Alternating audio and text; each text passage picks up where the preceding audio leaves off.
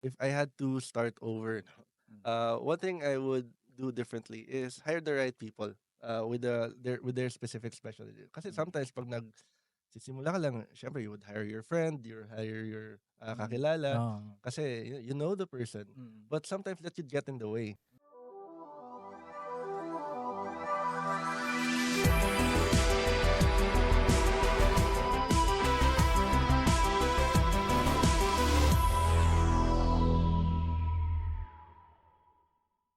All right, welcome to another episode of Kaka Computer.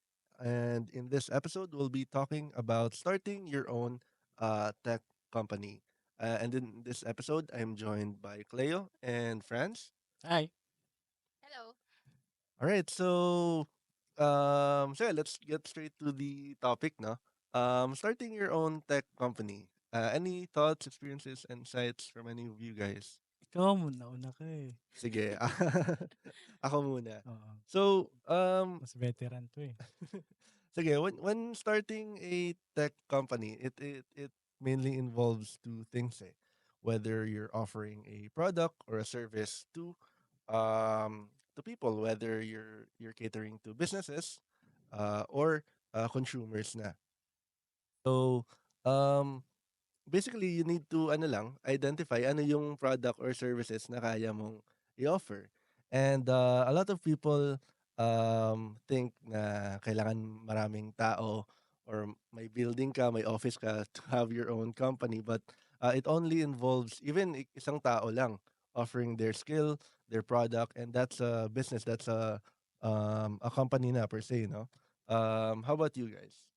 So as I mentioned, the lapit lang. The money making part of the tech company is when you're actually providing value to your customers. You're solving a problem. And so I actually have a cousin who has a logistics company, and they really have problems with their inventory and how they actually track their shipments. And that is the main that's the main product that my company is actually trying to solve. So if you are actually answering a need from your clients, that's when you know they're willing to pay for what you are going to offer them. Right. Ikaw, Franz. Oo. I think this is a perfect topic kasi recently I Oo, started the nag-start nga, business. 'di ba? Oo. Oo. Congrats. It's Josie AI. And our main product is VE Coach Josie. It's an AI virtual assistant coach. And but before Josie AI, ang dami ko ng business na nag-fail. Yung iba even before I started it, failed na siya. Just recently lang, my co-founder and I started Hey Shop Hero. Mm-hmm. December lang yon. Tapos nag pivot kami kasi sabi ko, meron siyang competition sa mga freelance clients ko so hindi pwede. So overnight, over the weekend, nag-isip ako and then lumabas kasi itong lovable.dev. It's a tool na parang um, it's an AI tool na i-convert yung prompt into a app. Ganyan. So pinaglaruan ko siya and then overnight naisip ko what if I will create a AI coach. Kasi sa tagal na namin ng misis ko na sa VA industry siya, VA siya, ako software developer. Ang dami nagtatanong paano ba maging virtual assistant. Mostly kasi sila mga ano eh, mga walang work na gusto mag-work from home, ganyan. Tapos minsan na ano kami kasi hindi sila nasasagot. So I think that's one problem na nakita ko na pwedeng i-solve ng AI. Mm-hmm. So nung time na nirelease ko si VE Coach Josie, ang dami. For the last 24 hours, parang meron na kaming sign up na 600 users, registered users. And then from there, times 2, times 2, times 2. Hanggang sa nag-reach na siya ng for like two weeks, meron na kaming 1,500 registered users. Congrats. Oo. Nice. Pero free yun walang no. So that means na-validate yung idea. And yeah, nagpalit kami ng infrastructure. Ngayon, nasa almost 2,500 users na kami. So, pina-process na yung mga paid features, ganyan. Waiting na lang ng mga uh, legal. Kasi recently lang na-approve yung Paymongo, ganyan.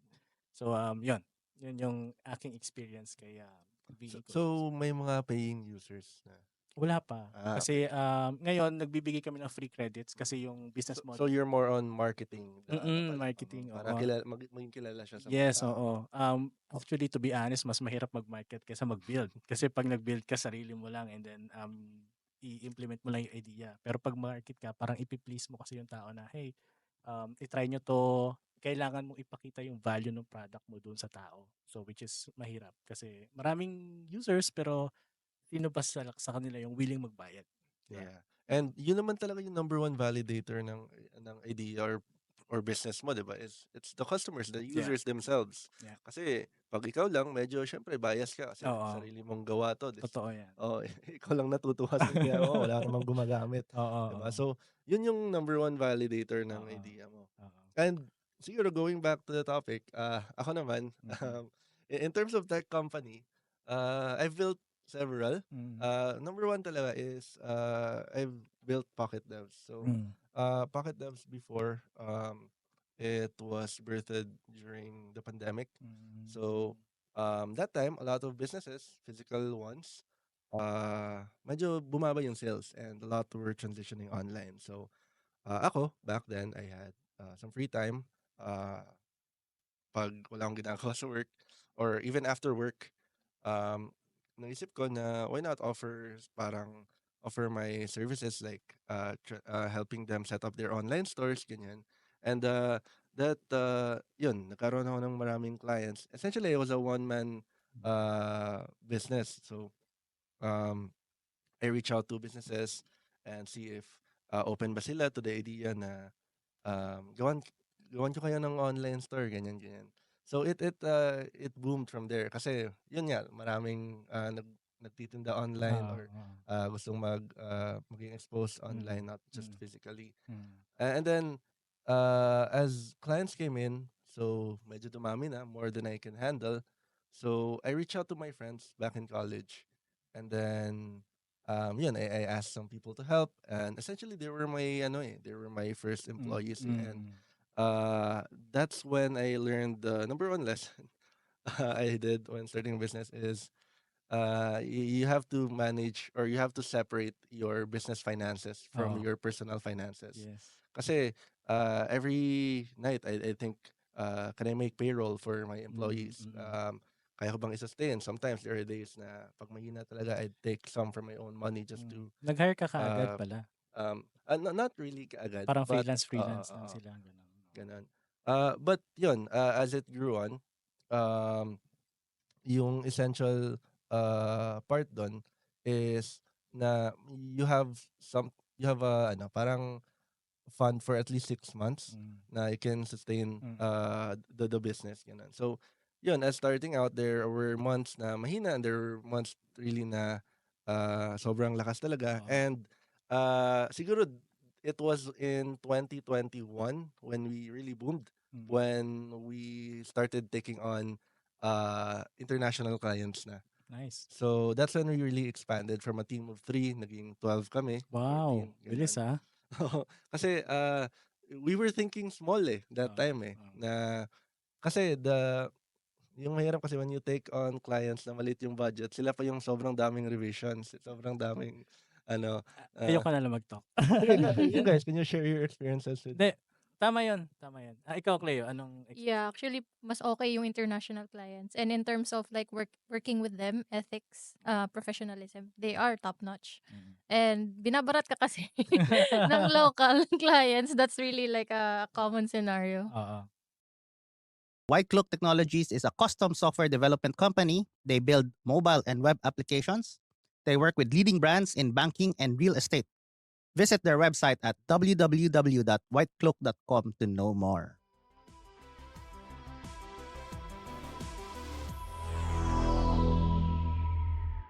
Mm. Actually, as a freelancer for more than a decade, ang dami ko experience sa ganyan. So, yeah, simula nung one time hindi na ako kumuha ng local, so puro international na lang. And it's really like fun working with international clients kasi I don't know, siguro sa work ethic sila, like if okay na sa kanila, okay na 'yon. But yeah, I mean hindi naman lahat as a local client, hindi naman lahat kasi syempre naintindihan natin na napaka-importante ng pera dito sa Pilipinas, so dapat makuha nila yung ine-expect nilang output Yeah. doon sa project. And it depends on kung paano siguro yung communication ng client and the vendor nung project. Yun. So, sa akin naman, a bigger, if I had to start over, no, Mm. one thing I would do differently is hire the right people with their specific specialty. Kasi Mm. sometimes pag sisimula ka lang, syempre you would hire your friend, you hire your Mm. kakilala, Oo. kasi you know the person. Mm. But sometimes that should get in the way. Mm. And Di mo hiring pwedeng pagalitan kasi masisira Oo, yun. Oh, pagkakaibigan yung yan. friendship nyo mahihiya over. ako or Oo. baka, uy, kamusta na yung project? Sundot-sundutin mo lang. Oo. So, yun. And then, the other thing that I had to do differently was not offer a lot of services but niche down. Yes. So, Napaka-importante nun. kasi when we started Pocket Devs, we catered to all kinds of projects. Kasi masarap, di ba? Daming Mm. projects. Oo. From like, let's say, mobile apps, Shopify stores, custom systems. We catered to them all, and okay lang naman kasi you get more clients that way. But the problem with that is you don't get to scale. Maiipit ka dun sa mga projects na yun kasi that's true. first time mo pa yun, so mababagal ka until if nag-niche down ka, let's say ikaw, di ba, Shopify developer ka, so if you focus on just Shopify alone, parang you've done this a million times, so parang madali na lang, and then actually yan din yung main reason kaya ako nag-niche down. Although as a freelance, syempre pwede akong kumuha ng iba't ibang klase ng projects, but then I decided na I niche down, and fortunately nung nag-pandemic, nag-boom talaga yung Shopify kasi it's an online store. Yeah, so yeah. ang daming, di ba, even yung stocks ng Shopify talagang nag-boost up. So yep, that's the also that's one thing that I will do differently. Ano ba? Siguro more on kinig sa mga tao. Ano ba yung tanong nila? Kasi from the question itself, dun ka makakakuha ng problem na iisipan mo na solution. Start with the solution and then go with the technology. Kasi pag inuna mo yung technology, maganda siya, pero does it really solve a problem? 'Di ba? Maganda siya, yes, pero may kinangailangan ba nun? So mag-waste ka ng time kapag gumawa ka muna bago ka naghanap ng problem. It should be the other way around. So ikaw, Cleo. Yeah, actually, related to that. Ang tagal naming nakapag-release ng version 1 dahil trinay naming i-address lahat ng end-to-end flow ng logistics, when in fact, we could have like shrink it down feature by feature. So, Yes. in software development, we have this thing called feature-based releases. So, in a certain version, i-encapsulate mo yung mga features na would fall on that version. So, we could probably have done that para makapag-market validation kami agad. So, we could Tama. probably remove the features that are not really resonating well with the client. So, parang isang bagsakan yung ginawa namin kaya natagalan kami Oo. mag-release. Tapos pag nakuha ba yung feedback ng users, parang- hindi naman nila ginagamit yung Yes. feature na to. Tapos So, parang nasayang yung dev time, Oo, yung di ba? effort Oo. din, and the resources that actually was spent to make that. So, if I could have done it differently, I would really release chunk by chunk and then have it Yes. tested Oo. the soonest time you can. Minsan parang mas okay pa na kunin mo muna yung feedback ng user, Yes. tapos tsaka mo gawin yung feature kasi yun yung hinahanap nila. Yep. Kaysa unahin mong gawin yun, wala namang gagamit. Yep. Oo. Like, nag-aksaya ka ng oras ng dark mode, wala namang Oh. yung mga users mo sa ganyan, no? And ako din, one thing na I learned throughout the years of building businesses is that, and I guess this is an advice for you, Brad, no? Na, when you release something for free, let's say, yun, yung VAJOC or like a free service, Yes. those free users doesn't really Convert. to Yes. So if kung Actually, kung nagkataon lang na implement agad namin yung, ang tagal kasi ng mga approval ng mga payment eh. So anyway, sige, go. So yun, we kasi sa Pocket Devs, we partner with startups din, like delivery hubs. So on our initial maraming sign-ups, maraming but when we lock it behind the paywall na, onti lang yung nag-convert. So siguro if you have one paying user, that's equivalent to 10,000 free users na based on my experience. So ayun, so yung core lang talaga to sustain your business is to listen to your customers. Yes, that's true. And That's to true. ano, kasi I mean, most of us are in the tech, Yeah. so we're biased towards maganda 'tong Oo, gamitin, yung oo. mag-Rust tayo, mag-Go tayo kasi mas Oo. mabilis 'to, ganyan, ganyan. When in fact, Mm. again, what's important is you solve their problems. Yes, If yes. regardless kung ano yung tech man yung ginamit mo, Yes, as long kasi as wala naman silang pakialam dun, eh. oo, Parang ano ba Agree. 'to? Ano ba 'tong, nag-react ako dito, anong gagawin ko? All Oo. they see is the end product, and Yes, all they that's care about is madali yung gamitin, and mm. it addresses their needs. yeah. Tama ka And diyan, Cleo. as a tech company, your users, your paying customers are your lifeline. Yeah, So if Yes. you don't, if you have none of that, then walang business. oh, what Mm. is your company for? Yes. Yep. So, anong mga advice nyo before tayo mag-end? So I guess my advice, ako muna. Sige, go, go, So go. my first piece of advice is you have to love what you're doing and not just the ending na parang, uy, Mm. I've built a Kasi, successful tech company. No, you have to love uh, building products. You have to love talking to customers. You have to love listening to them. You have to love managing your projects kasi it's all part of the process. Eh. And yes, then if you don't enjoy that process, hindi magbabago yan. You yes. won't enjoy the output din. Totoo Ayan. yan. Tama ka dyan, Brad. Ikaw naman, Cleo. So, matagal nang may nag-encourage sa akin na mag-start ng own tech company ko. Kasi sabi nila, I actually like skilled enough to build one. Yes, But I was very you are. very scared kasi coming from a technical background, I don't have much business acumen. Mm. So, it became a limitation to me to actually like really jump and start and risk it all.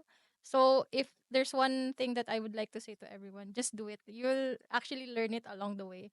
For sure, you will fail, and then from that failures, may mga learnings naman. For example, you lose your first 100K or that's a very expensive lesson, but at least you will use that as a stepping stone for Yes. you to actually like, like step up to the next level. So Yeah. yes.